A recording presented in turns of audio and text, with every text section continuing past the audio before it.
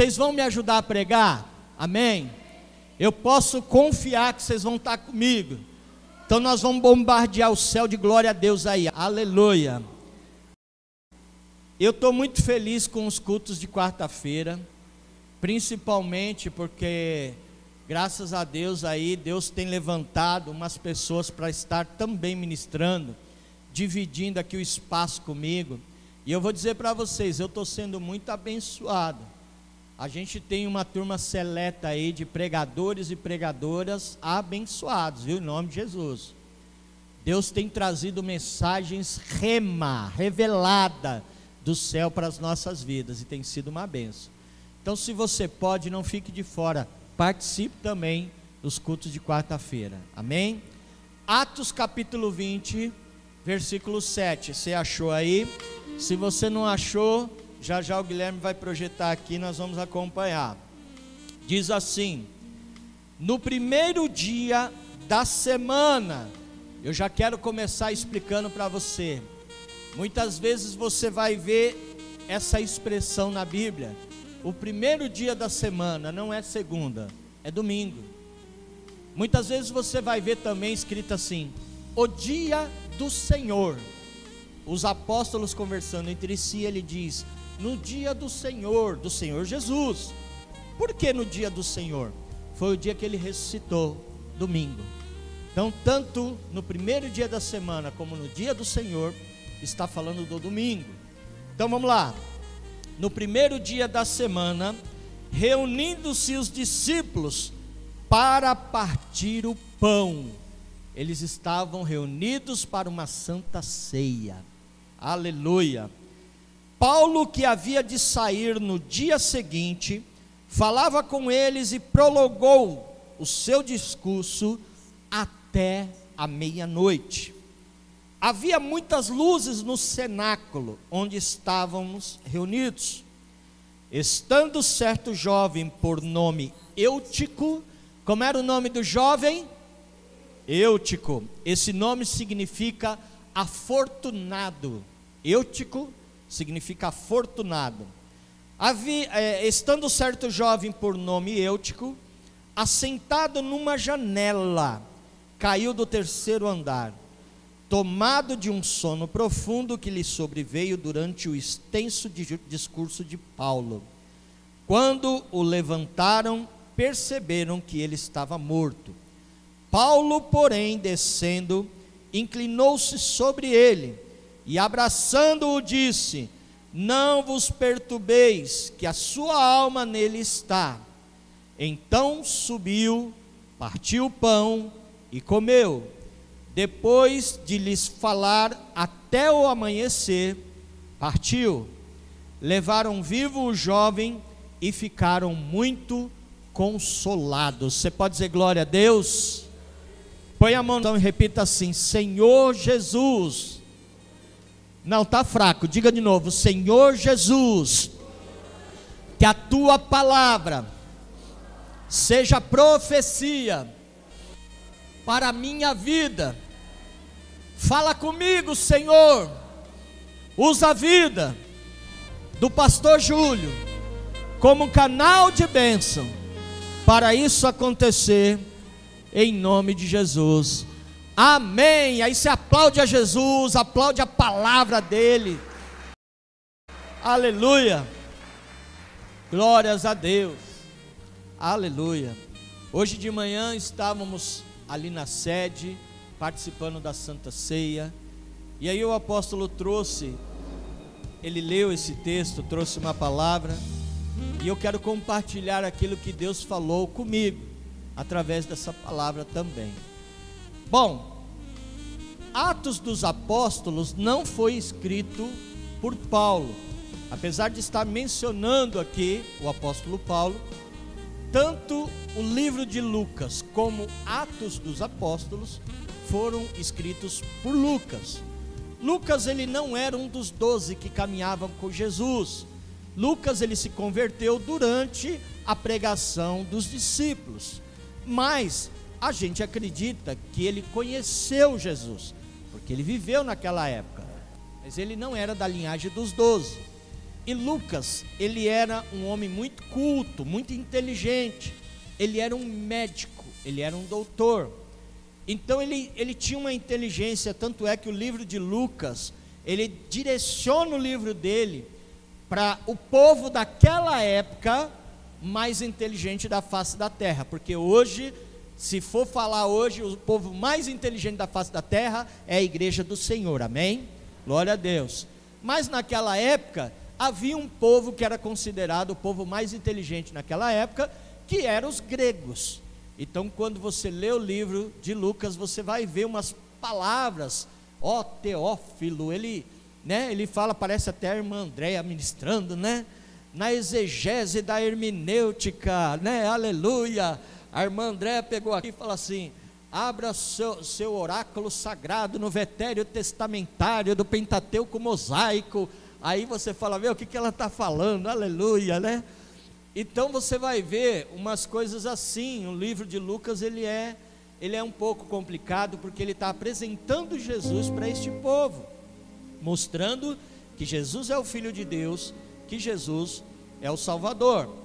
E quando você lê o texto de Atos capítulo 20, você vai perceber que Paulo e alguns discípulos, eles estavam em Filipos, fazendo a obra do Senhor. E aí eles decidem ir para Troade, a terceira viagem missionária de Paulo e os discípulos em direção a Troade. Ele já tinha ido 2 vezes e vai pela terceira vez. E o texto, como eu expliquei, diz que no domingo, o primeiro dia da semana, em um culto como esse, de Santa Ceia do Senhor, eles estavam reunidos no cenáculo. O cenáculo era a igreja da época, era onde eles se separavam para estarem juntos os irmãos, e ali pregar a palavra, participar de comunhão, testemunhar do amor de Deus. E Paulo era o pregador da noite. Paulo estava trazendo uma mensagem extensa, e um jovem que estava ali ouvindo, esse jovem se chamava Eutico, como eu disse para você, que o nome Eutico é afortunado. Ele estava ouvindo a ministração do Paulo, mas ele adormeceu, ele pegou no sono profundo, e ele caiu literalmente da janela, do terceiro andar da janela, e morreu. E aí você fala, rapaz, pastor, Paulo devia falar bastante, né? Ele era parente da pastora, né? Quando pega o microfone, aleluia, né? Glória a Deus. Fala, eu estou com o microfone, amor, aí eu posso falar, aleluia, né? Posso falar o que eu quiser, que eu estou com o microfone. Mas Paulo começou a ministrar. Queridos, quando você, hoje eu quero ministrar para você sobre geração espelho e geração janela. Você pode repetir isso? Fala assim: geração espelho e geração janela. Aí depois você vai decidir de que lado você está. Aí eu acho que alguns aqui já até pegaram o fio da meada aqui, falou: pastor, pode parar que eu já entendi, pode orar que vamos embora que eu já entendi. Mas deixa eu explicar para quem não entendeu. Há uma geração ainda hoje de eúticos, crentes eúticos, que ficam na janela dormindo. Há uma geração.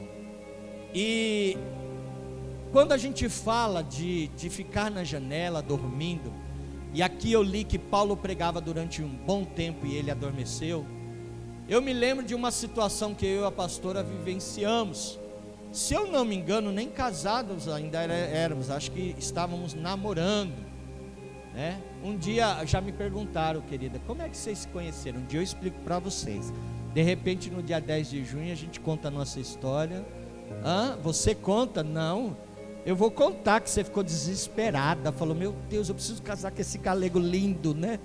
Aleluia. Ela ficou desesperada. Ela falou: eu preciso casar com esse homem, aleluia, é o homem da minha vida. Eu estou com o microfone, aleluia. Mas uma vez a gente foi participar de um congresso na Penha, aqui próximo. O congresso se chamava Interleste, congresso grande, né? Numa igreja batista que comporta sentados 5.000 pessoas.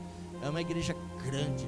O batistério dentro da igreja é uma cachoeira, literalmente, de verdade, coisa linda. E aí, o pregador da noite era até então desconhecido, ninguém ouvia falar nele, nunca, a gente não era tão conhecido, e ele era o pregador da noite. Esse pastor, ele falou por mais de 2 horas. Você já pensou você sentar e ouvir uma ministração por mais de 2 horas? Mas acreditem ou não, eu não piscava nem um olho. E quando ele falou, vamos orar para terminar, eu falei, mas já? E aí eu olhei no relógio, eu falei, Deus do céu, passou mais de 2 horas e parece que foi 10 minutos. Por quê? Porque a presença estava tão gostosa ali, a atmosfera estava tão abençoada, que a gente não viu nem o tempo passar. Foi tão bom. Você está curioso de saber quem é o pastor, né? Hoje muita gente, eu vou falar, nem vai conhecer, mas ele se envolveu recentemente atrás numa polêmica, que ele falou uma coisa, e aí a internet não perdoa, bombardeou ele, né? Com a fala dele. Ed René Kivitz, eu não conheço pessoalmente, né? Mas aquele dia eu fiquei assim admirado como Deus usou esse pastor, trazendo uma palavra do céu às nossas vidas. E eu creio que você também já participou de culto assim, onde você entra e não dá vontade de sair, dá vontade de você falar assim, pastor, abaixa as portas aí, ó, vamos fazer uma vigília. Porque tem culto que parece que não é para terminar, é para a gente ligar ele e ficar durante a semana, tão gostoso.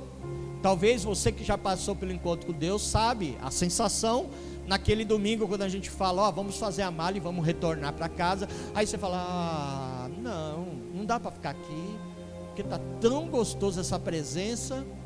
Então é essa sensação que nós, que somos crentes espelhos, que eu vou explicar já já, nós temos que ter. Mas o crente janela, ele não liga. O crente janela quer que acabe logo. E na hora que ele caiu e morreu, a palavra que nós lemos diz que o apóstolo Paulo foi até ele, o abraçou, orou, e o jovem ressuscitou novamente, ele voltou a viver. Você pode dizer glória a Deus? O texto de Provérbios 22, se o Guilherme quiser projetar, hoje o computador está meio lento, hoje o computador está igual alguns crentes janela, está lento, devagar, né? Então às vezes ele vai demorar para projetar, porque está lento mesmo. Mas Provérbios 22, versículo 6, diz assim: ensina a criança no caminho em que deve andar, para quando ela crescer não se desviar do caminho. Isso é fato. Eu vivo repetir uma coisa para vocês: as nossas crianças, os nossos adolescentes, os nossos jovens são o futuro da nossa igreja. Se nós não prepararmos esses jovens realmente com intimidade com Deus, com caráter, essas pessoas tementes a Deus, o futuro da igreja vai ser incerto, vai ser de crentes na janela. Por isso que nós temos que cuidar bem dos nossos jovens, dos nossos adolescentes, das nossas crianças.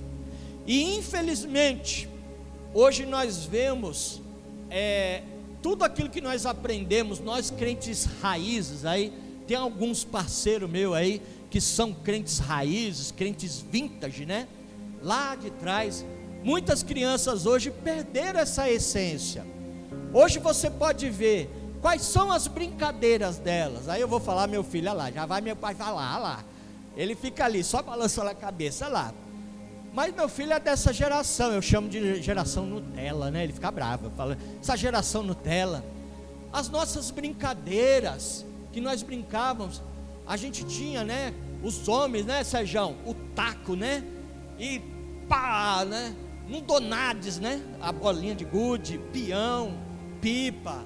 Quem quer, o Gilson agora vai chorar na hora que eu falar. O Gilson deve ter feito, né? Pegado 2 cabos de vassoura, um pneu velho, colocar água assim, ó, e sair ladeira abaixo, né? Só sai da frente, senão eu atropelo, né? Aleluia. Quantas brincadeiras a gente não fez? Mãe da mula, esconde-esconde, amarelinha, quantas coisas. E as brincadeiras do jovem hoje? É só na internet, só no celular. Não sai do celular, fica o dia inteiro trancado. não lê um livro, não faz mais nada, né? E acha que não, a geração é legal, pai. Vocês não sabem que é bom, gente. Vocês não sabem que é bom, aleluia. Hoje, as escolas, nós temos algumas professoras aqui, como a Rutinha, né? Aí também me perguntaram assim: por que você chama ela de Rutinha?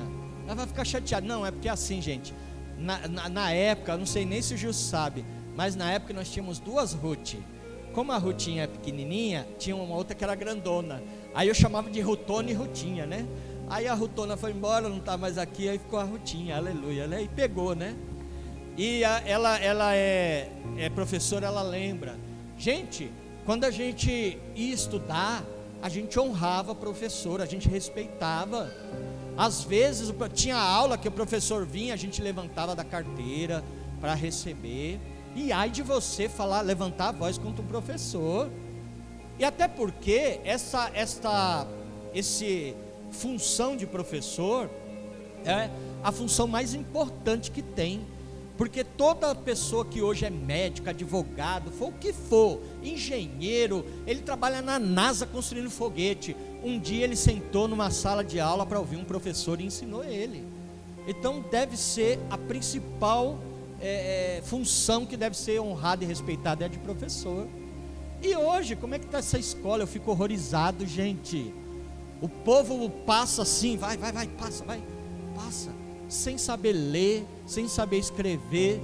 A gente tem uma geração de crente na janela, de adolescentes na janela, que se você der um livro e falar, vai, lê para mim, você fica horrorizado, não sabe conversar, não sabe ler. Então isso é muito triste, isso é muito preocupante. Nós pais, a gente não podemos aceitar isso, em nome de Jesus. Amém? Posso ouvir um amém? Nós somos espelhos, e o nosso espelho qual é? A palavra de Deus. Aqui é o nosso espelho, a nossa bússola. Aqui tem palavras de conforto, palavras de exortação. Se você quer tirar alguma dúvida, se você está atribulado, se você está triste, aqui tem palavra para você, para acalmar, acalentar a tua alma, para trazer refrigério para a tua alma. Porque esse livro fechado é um livro qualquer, mas quando ele está aberto, é a boca de Deus falando diretamente ao teu coração, igreja, em nome de Jesus. Então mastigue esta palavra, aprenda. Aqui é espelho para nós. E eu me lembro, falando sobre crente espelho, crente Nutella, ou crente janela, eu me lembro de um dos discípulos de Jesus chamado Tomé. Você conhece ele? Tomé, ele tinha um apelido que era Dídimo. Você lembra disso? Era apelido Dídimo, não era o nome dele. Pastor, o que significa Dídimo? A tradução é que nasceu do mesmo ventre ou gêmeo. Pastor, Tomé então era gêmeo com alguém? Sim, Tomé tinha um irmão igualzinho, ele era gêmeo. Mas esse irmão de Tomé não menciona a Bíblia se andava com Jesus, mas ele tinha. E o que, trazendo para o nosso lado espiritual, o que é ser gêmeo? É ser espelho, é ser modelo, é ser referência. As pessoas têm que olhar e falar, eu quero ser igual você, aleluia. Por quê? Porque você é um cristão, e a definição de cristão é pequenos cristos. Nós somos imitadores daquele que é o nosso modelo, o nosso espelho, que é Jesus. E a pessoa precisa ver isso em nós. Ela tem que olhar para mim, ela tem que olhar para você e falar, aí vai um homem, uma mulher de Deus, aleluia. Nós temos que dar testemunho. E o crente espelho, ele evangeliza, ele pega e aproveita as oportunidades. Quando você lê o texto de 2 Reis capítulo 5, se você quiser deixar no gatilho aí, 2 Reis capítulo 5, fala sobre Naamã, que era um chefe do exército da Síria, um homem honrado, respeitado, as pessoas admiravam Naamã, todo mundo, reverenciava. Aí vai o cara, Naamã é o cara. Só que a Bíblia fala que ele tinha tudo isso, mas ele era leproso, e ninguém sabia, somente a esposa com certeza. Ele andava com a armadura, com a roupa, e a lepra debaixo da roupa, da armadura, ninguém sabia, e ele era leproso. Imagina como não era o casamento dele, imagina como não era o coração, a ferida desse homem. Ele poderia ser feliz e realizado, mas não era, porque ele tinha lepra. Mas uma crente espelho, uma menina que trabalhava lá na casa de Naamã, servia a esposa dele e ele dentro de casa, ela falou da palavra, ela pregou para o Naamã. Ela disse: olha, profeta, há lá em Samaria um profeta, homem de Deus, que eu tenho certeza que se ele orar, Deus vai abençoar e essa lepra vai sumir. Aleluia. E foi o que aconteceu. Naamã, ele se humilhou, ele desceu, porque quando ele chegou lá em Samaria, o profeta disse para ele, o profeta Eliseu, falou assim: olha, você vai ter que dar 7 mergulhos aqui nesse rio Jordão, e aí você vai ser curado. Primeira coisa, ele teve que vencer o orgulho. Poxa, eu sou o capitão, eu vou receber ordem de um camarada, conhecendo o cara agora, ele não é nada, e vem me dar ordem. Segunda coisa, vou ter que tirar minha armadura, todo mundo vai ver que eu sou leproso, vou ter que me expor. Terceira coisa, vou descer nesse barrento, porque muitas pessoas, eu já vi pregação antes de a gente viajar para Israel, falarem que o Rio Jordão era muito poluído, muito sujo, e nós tivemos o privilégio, em novembro, de estar em Israel, e fizemos os 7 mergulhos de Naamã. Nós lá no Rio Jordão, quem não era batizado, teve o privilégio de se batizar, batizamos algumas pessoas, e nós que já éramos batizados, demos 7 mergulhos de Naamã. E é interessante, gente, quando você for lá em Israel, receba aí, em nome de Jesus, nós lá e os peixinhos mordendo nosso pé, vamos barato, fazendo a cutícula do calcanhar, aí você fica assim, ó, os peixinhos ficam mordendo, é uma barato. Aí por isso que eu vi, na hora que eu vi os pastores que já são mais veacos, já estavam lá, já estavam andando já a terceira, quarta vez, eles tudo de sapatilha. Por que ele está de sapatilha? Eu não entendi. Eu falei, entendi. É por causa dos peixinhos que fica mordendo.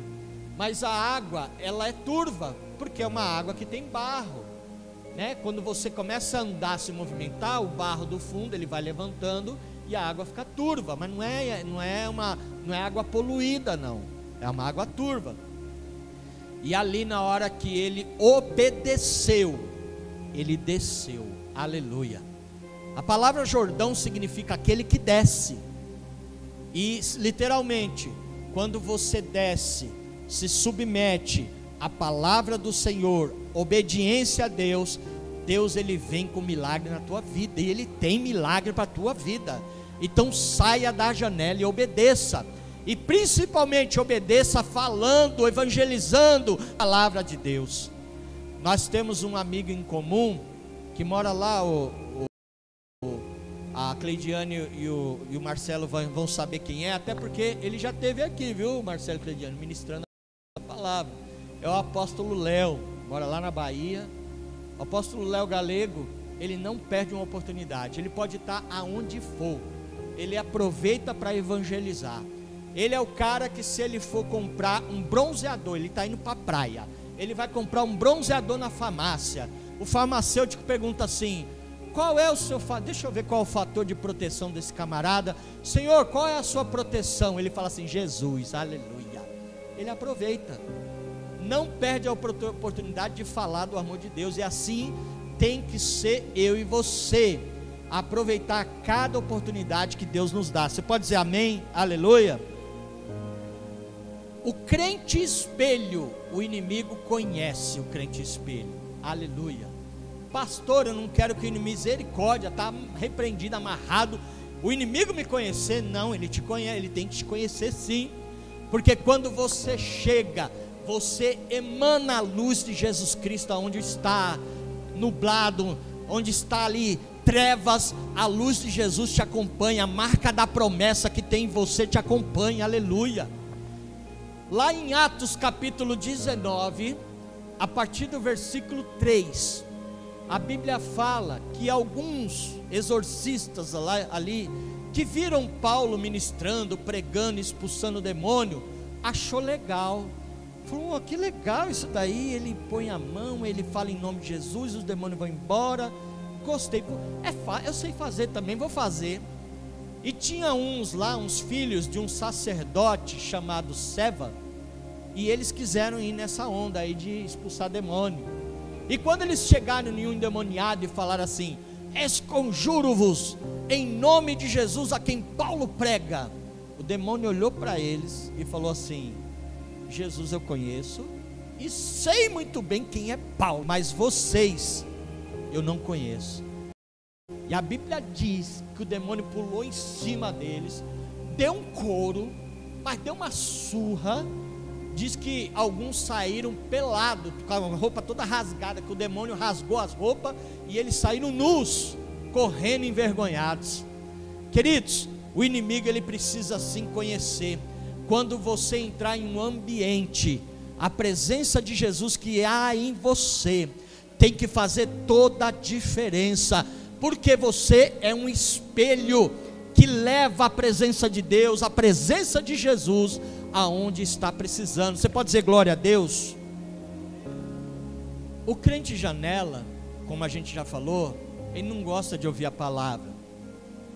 O nosso tempo aqui, onde nós estamos, é chamado tempo Cronos, que é os minutos que nós contamos. Mas o tempo de Deus é o Kairos. 1000 anos para Deus é um dia. Então o tempo de Deus é o Kairos. E quando nos reunimos aqui, nós não nos reunimos porque viemos perder tempo, bater cartão, ou porque não tínhamos nada para fazer. Não. Quando estamos reunidos em nome de Jesus nesse lugar, é porque tem um propósito de Deus para a nossa vida. E o propósito de Deus na sua vida, igreja, é te abençoar, é abrir os céus, derramar sobre a tua vida a bênção tal sem medida. Você pode dizer glória a Deus? Então não se preocupe com o tempo Cronos, se joga mesmo na presença de Deus, aleluia, e deixa o tempo Kairos de Deus, mas se joga mesmo. Aí eu estou lembrando, Sérgio, do exemplo lá do metrô hoje, né? Você que pega trem na luz às 5, 6 horas da tarde, aí você fala: misericórdia, pastor, lá na Estação da Luz. Ou então você que pega metrô lá na Sé, às 6 também, 5, 6 horas da tarde, lá na Sé. Aí você fala: pastor, ali é terrível. Claro que é, porque é uma muvuca, é um montado de gente. Aí sabe o que você faz? Uma dica que eu peguei muito nesse horário: você chega ali, entra no bolo ali daquele povo, né? Faz assim com a mão e se joga, meu querido, ó, relaxa. Por quê? Porque na hora que abrir aquelas portas, a multidão, você, ó, vai no bolo mesmo, você entra sem querer entrar, aleluia, se joga. E aí, muitas vezes, quando o crente janela, ele não está ligado no tempo, ele fica preocupado com o horário, ele fica preocupado: puxa, esse culto não vai acabar. Mas Deus, Ele tem grandes coisas para derramar na nossa vida, e se não ficarmos atentos, ligados, ali aliançados com o Senhor, na fiação, com certeza nós vamos deixar de receber. Então, em nome de Jesus, não perca a oportunidade que Deus está te dando hoje, em nome de Jesus. Não fique, né, como muitas pessoas falam, não fica moscando, vacilando na janela. Efésios capítulo 5, versículo 14, diz assim: desperta tu que dormes, em nome de Jesus. Deus está falando, Deus está fazendo, Deus está movendo, mas você precisa estar, ligado de Jesus, aleluia. João 4, 23, é uma passagem muito conhecida da mulher samaritana, onde Jesus encontra ela no poço. E ali, João 4, 23, Jesus diz assim: Deus procura os verdadeiros adoradores que o adorem em espírito e em verdade. E se ele disse que tem verdadeiros, é porque também tem falsos adoradores. Existem os verdadeiros e também existem os falsos. E quem são os falsos adoradores? São os irmãos da janela. São justamente os adoradores que ficam moscando, vacilando, dormindo na janela. Então diga assim: eu sou espelho, aleluia. Fale, eu sou espelho, aleluia. Os adoradores da janela não são aqueles adoradores que ficam reclamando, mas pelo contrário, eles não reclamam se o culto está assim uma bênção e está lá, e ele quer realmente falar: pastor, bota para moer aí, pastor. Não, pastor, eu vou ter que trabalhar amanhã, mas ó, não esquenta não, vamos lá. Esses são os verdadeiros crentes espelho, aleluia. Porque, queridos, nós estamos vivendo nos últimos tempos uma guerra espiritual. O inimigo ferozmente tem atacado muita família, muitos irmãos, querendo destruir família, destruir casamento. E em nome de Jesus, ele não vai conseguir. Ele quer te esfriar, ele quer te enfraquecer, ele quer fazer você ter dúvida, mas em nome de Jesus, ele não vai conseguir. Ele quer que você durma, ele quer que você caia, ele quer que você ali morra espiritualmente, mas em nome de Jesus, ele não vai conseguir. Você pode dizer amém? Aleluia, receba aí em nome de Jesus, aleluia. Você já viu também, eu falei de condução, você já viu aqueles irmãos na condução que tá indo assim, o camarada às vezes está segurando, né, ali no ferro, e ele está assim dormindo, aí daqui a um pouco ele faz assim, aí você fala: meu Deus, ou então ele está sentado, daqui a pouco dá umas pescadas assim, e você fala: rapaz, eu já vi muito. Os irmãos, você fala: vai cair, né, o irmão não cai, fica para lá, dá umas pescadas. Eu já vi muito isso daí. Mas eu quero dizer para você, se você até hoje, até agora, estava dormindo na janela, Deus está te despertando nesta noite. Você pode dizer amém? É tempo de despertar na presença de Deus. Diga assim: eu sou espelho, aleluia, aleluia. E para já partindo para o finalmente, 2 Samuel capítulo 6, é um outro texto, que quando você lê o texto de 2 Samuel, no comecinho, no capítulo 6, o comecinho, você vai ver, falando o seguinte, que Davi foi lá e resgatou a arca da aliança, porque a arca da aliança tinha sido roubada pelos filisteus, e Davi foi lá e tomou de volta, e Davi ficou feliz. Por quê, pastor? Porque a arca da aliança simbolizava a presença de Deus no Velho Testamento. Só que hoje, nós não precisamos da arca da aliança para simbolizar a presença de Deus aqui neste lugar. Por quê? Porque a presença de Deus está aqui, está aí, dentro de você. Hoje, somos nós que carregamos a presença de Deus. Mas naquele tempo, era a arca da aliança. E quando foi roubada, a presença de Deus foi roubada dali do meio do povo. E Davi recuperou, oh glória! E aí quando Davi volta, feliz da vida, opa, recuperei. Primeira coisa que ele errou, ele colocou a aliança, a arca para ser transportada em carros de boi. E a arca da aliança precisava ser transportada nos ombros dos sacerdotes.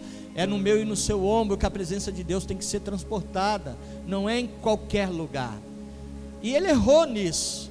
Tanto é que na hora que eles estão conduzindo e o carro de boi dá um solavanco, a arca parece que vai cair, um homem chamado Uzá põe a mão e na hora ele morre. Mas há uma explicação que um dia eu vou ministrar sobre isso, sobre os coatitas, meriritas, os gersonitas. Há uma explicação, porque cada um tinha uma função, e não era a função de Uzá transportar, ele tinha uma outra função. Então quando ele toca ali, ele morre, ele é fulminado. E diz que depois que eles estão fazendo o caminho, eles colocam a arca da aliança na casa de Obed-edom. O texto vai dizendo, do capítulo 6. E a Bíblia fala que durante 3 meses, a arca de Deus, a presença de Deus, ficou na casa de Obed-edom. E durante esses 3 meses, eles foram ricamente abençoados, prósperos, felizes. E mais uma vez eu quero lançar o convite para você.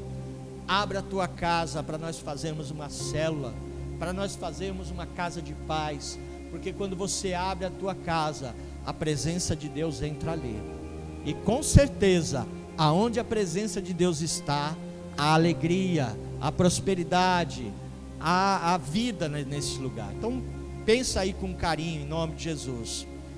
E depois que eles pegam de volta a arca, diz que Davi vai para Jerusalém, ele volta para casa, para sua cidade, trazendo a arca. Inclusive Jerusalém, acho que quinta-feira é dia 18 agora vai completar 78 anos, aleluia, glórias a Deus, né?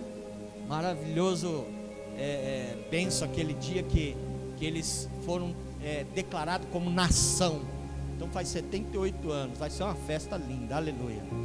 E na hora que ele está entrando, Davi está entrando com todo o povo, entrando em Jerusalém, na cidade, ele está dançando, ele está feliz, porque a presença de Deus retomou. E na hora ele está tão feliz, ele não está nem aí se tem alguém falando mal, se alguém está olhando. Ele é rei, ele não está nem aí. Ele tira as suas vestes reais, não é que ele ficou nu, não, ele não estava nu, só que ele tirou as suas vestes reais. E aí a sua esposa, chamada Mical, ela era filha de Saul. Saul deu Mical como esposa. Saul, ele caiu do cavalo, né? Porque ele falou assim: peraí que eu vou fazer um negócio para o Davi, que não vai dar ruim para ele vai morrer. Ele chamou Davi e falou assim: Davi, se você me trouxer 100 prepúcios de filisteu, eu dou minha filha Mical como esposa para você. E Davi já estava de olho em Mical, falou: não, eu vou conseguir. Aí você fala assim: pastor, o que é prepúcio? Como é que eu vou explicar isso sem... Bom, prepúcio é assim, quando um homem, ele faz aquela de fimose e tira aquela pelinha, aquilo é o prepúcio. Então Davi foi lá e aí ele falou: eu quero 100 prepúcios de filisteu. Davi não trouxe 100, gente, trouxe 200. Acredita? O homem foi lá e trouxe 200 prepúcios. E aí o rei Saul falou: me dei mal, pensei que o camarada ia ser morto, que iam matar esse camarada, e ele venceu. Aí teve que dar a filha, meio a contragosto, mas teve que dar. E Mical, na hora que vê o marido vindo, dançando, alegre, feliz, sem a coroa, sem ali a roupa sacerdotal, ela começa a murmurar. Crente janela que fica murmurando, né? Começa a falar. Se você quiser colocar para mim, 2 Samuel, capítulo 6, versículo 20, tá? É o texto onde Mical começa a repreender Davi, falando para ele que não é certo o rei fazer isso, não é bacana, você está expondo vergonha. E aí, sabe o que acontece quando ela começa a murmurar e a reclamar? No versículo 23, Gui, a Bíblia diz que ela se tornou estéril até a sua morte. Ela morreu sem dar um filho, uma descendência para Davi. A mulher naquela época era a morte. A mulher que não podia gerar uma criança, não importa se fosse homem ou mulher, se ela não conseguisse gerar, ela era tida como amaldiçoada, como uma pessoa que não era uma pessoa abençoada. E foi terrível para ela. Mas por causa de uma decisão errada de ficar na janela, murmurando. E olha, o crente aqui, a Mical aqui está representando aquelas pessoas, aqueles adoradores da janela, que só ficam reclamando: ah, pastor, eu não gostei muito do culto hoje não. Mas querido, eu quero dizer, o culto não é para você, o culto é para Deus, aleluia, glória a Deus. Nosso culto, nossa prestação de culto tem que ser para Deus, aleluia. A Ele, como nós cantamos, a Ele a honra, a glória, acabamos de cantar, é para Ele, não é para mim, não é para você, aleluia. Ah, não gostei porque o pastor não pregou prosperidade hoje, ele não pregou uma chave de um apartamento, do carro. Meu querido, eu posso, se Deus mandar, eu posso até pregar isso para você, mas o que eu estou preocupado é que eu tenho que pregar aqui entendimento, maturidade, para que você cresça espiritualmente. Eu não quero uma igreja cheia de mimimi, uma igreja doente. Eu quero uma igreja forte. Eu não quero uma creche cheia de crianças doentes. Nós queremos aqui uma igreja militante mesmo, uma igreja que dê testemunho, que todas as pessoas passarem e falem assim: aqui tem homens e mulheres de Deus, que servem ao Deus mesmo de verdade, pessoas que fazem a diferença aí fora. É isso que é o desejo do meu coração. Então quem está comigo diz amém, aleluia. E nós vamos chegar lá, nós estamos caminhando para isso, nós estamos trabalhando para isso, aleluia, glórias a Deus. Mical representa os adoradores que ficam na janela, só olhando, falando mal. Ah, não gostei. Ah, o pastor não tem sabedoria. O pastor fica dando oportunidade para esse pessoal que fica falando: nós fomos, nós voltemos, né? Meu Deus, querido, todo mundo tem um começo. Todo mundo tem um começo. Você acha que eu comecei bem? Aliás, eu não estou bem, não entenda dessa forma que eu estou. Ah, o pastor está se achando. Mas querido, no meu começo, o que eu falava de errado, o que eu fazia de errado, é que Deus vai dando graça, vai trabalhando.